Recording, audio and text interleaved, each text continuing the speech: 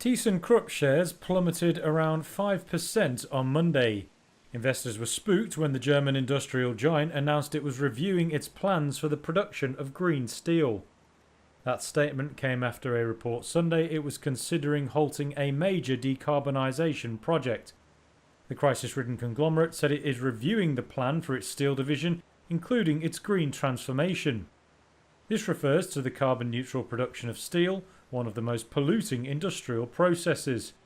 German newspaper Handelsblatt reported Sunday ThyssenKrupp had considered various scenarios. It ranged from using different technology to halting the hydrogen-based direct reduction project. ThyssenKrupp's update arrived on the same day German industrial orders were shown to have fallen significantly more than expected in August.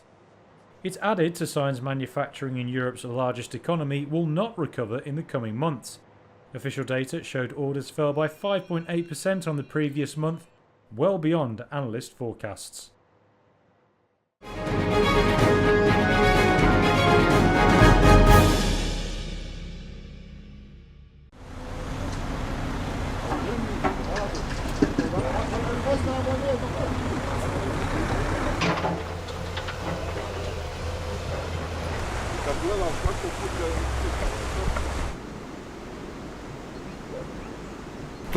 There was my bedroom, and there was a chest of drawers in the bathroom. You can see how high the water level was. My floor is 3 meters high, and the water reached the top of the floor and spread to the second floor, which means the water level must have been over 5 meters.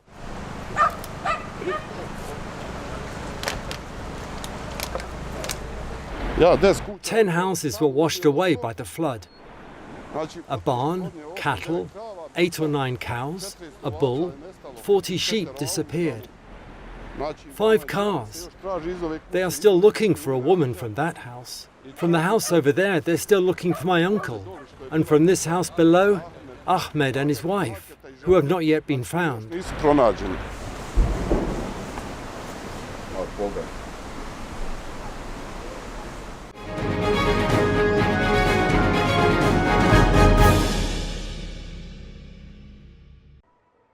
Samsung Electronics had an apology for investors on Tuesday. The tech giant announced that its third quarter profit would be lower than expected. It said sorry for falling behind rivals in providing high-end chips to NVIDIA in the booming AI market. The South Korean firm said delays with a major AI chip customer and increased competition from Chinese chip makers led to a drop in its semiconductor earnings.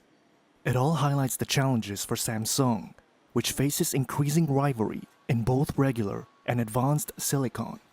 The world's largest maker of memory chips, smartphones, and TVs estimated a profit of just under $6.8 billion for the 3 months till the end of September, well below expectations.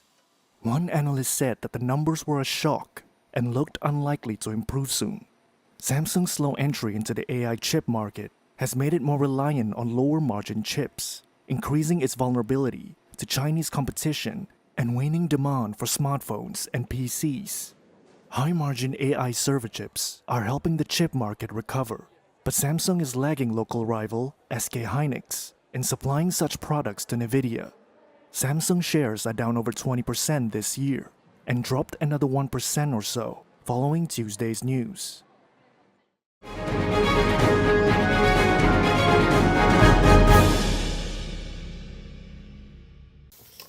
This has been Bolivia's worst ever fire season.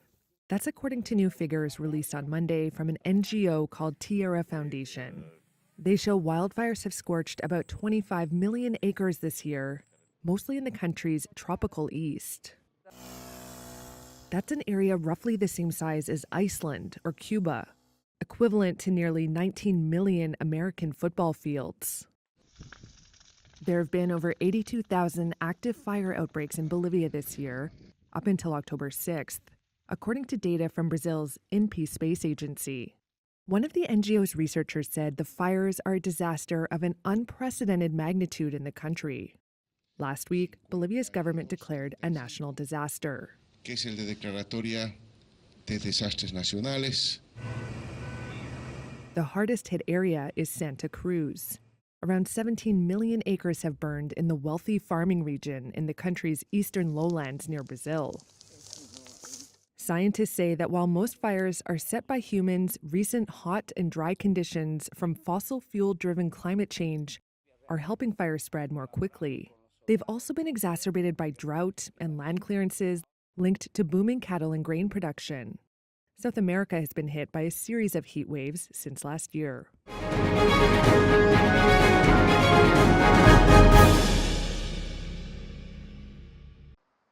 Chinese equity markets returned from a week-long holiday Tuesday and promptly soared to two-year highs.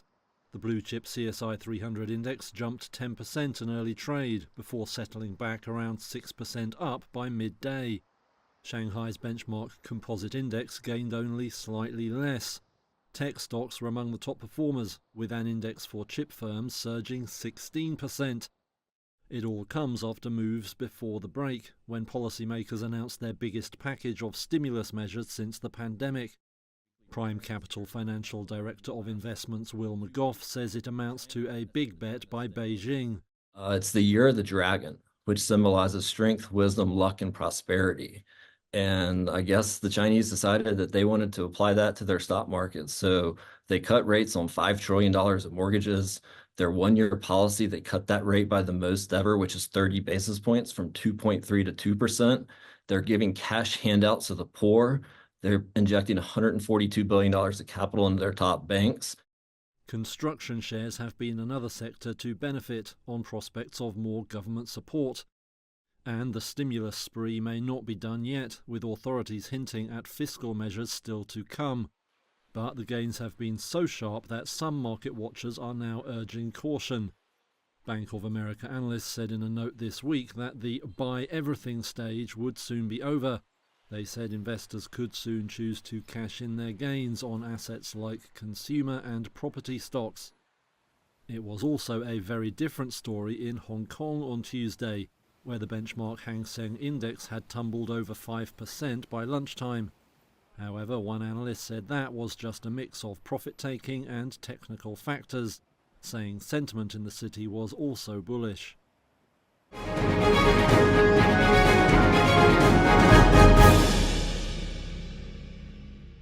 Was I expecting it this year? No. But it's a lovely thing.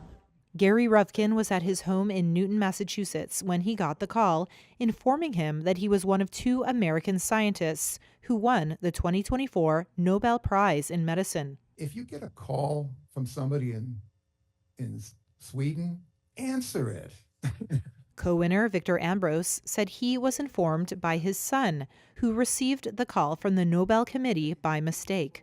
The pair won for their discovery of microRNA and its crucial role in how multicellular organisms grow and live. Vice Chair of the Nobel Committee for Physiology, Olli Kampa, described the discovery's significance. MicroRNAs are important for our understanding of embryological development, normal cell physiology, and diseases such as cancer. Their work helped explain how cells specialize and develop into different types, such as muscle and nerve cells. I want to shout out to the world that this is really important. All these things are important. Ambrose is a professor at the University of Massachusetts Medical School, while Ruvkin is a professor at Harvard Medical School and also affiliated with Massachusetts General Hospital in Boston.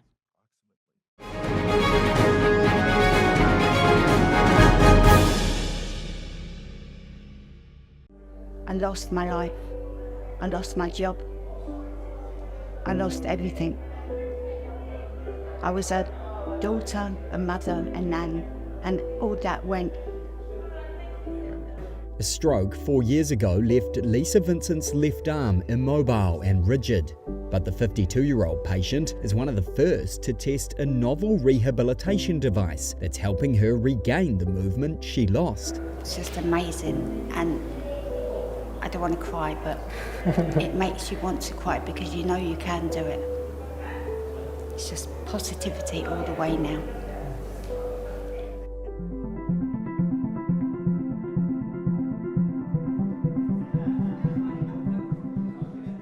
Vincent and 3 other patients from a stroke support group in London have been working with researchers from Newbond, a spin-out from Imperial College London, for about 2 months.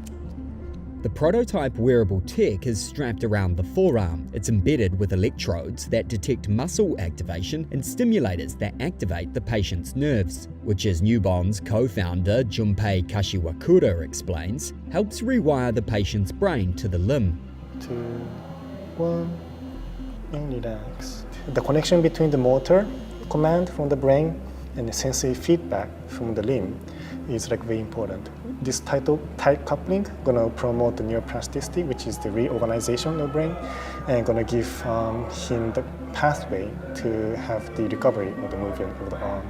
After just 8 sessions with the device, Lisa Vincent's left arm has gone from completely rigid to being able to bend and flex with much more control.